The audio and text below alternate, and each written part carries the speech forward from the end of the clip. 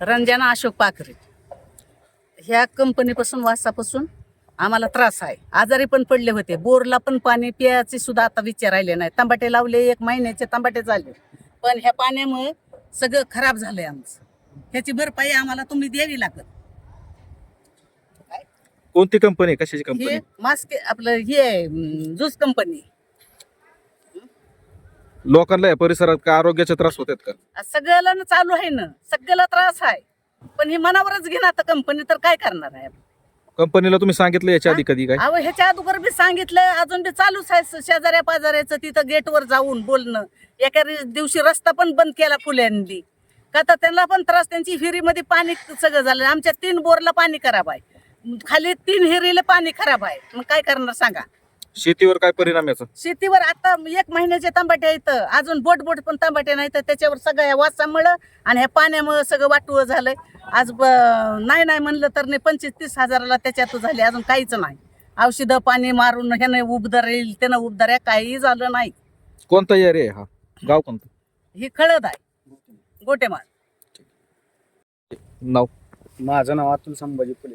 मी गेली 3.5 वर्ष झाले कंपनीचं सांगत आहे या पाण्याबद्दल. या पाण्याने माझ्या विहिरीत पाणी उतरून माझी शेती सगळी पूर्णतः विल्हेवाट लागली आहे. मी त्यांना त्या 23 डिसेंबर 2024 रोजी पण त्यांच्याकडून लेखी घेतलं की ह्या पाण्याला आजपासून आम्ही टँकर लावून आम्ही पाणी उपसून बाहेर फेकत आहे.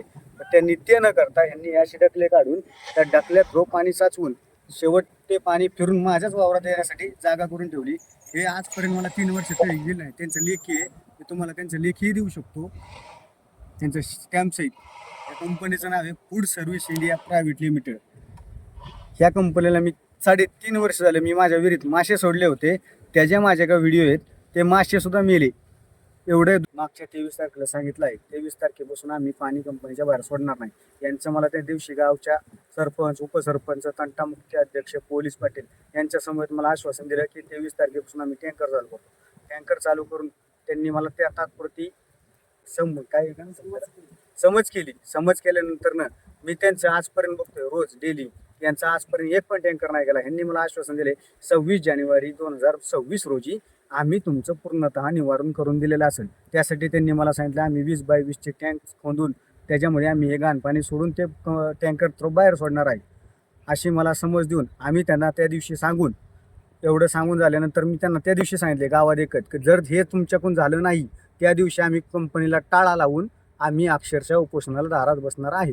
किती तारखेपासून उपोषण सुरू करणार आहे आपण 26 जानेवारी रोजी झेंडा वंदन झाल्याच्या पुढं आपण ते सगळं चालू करणार आहे.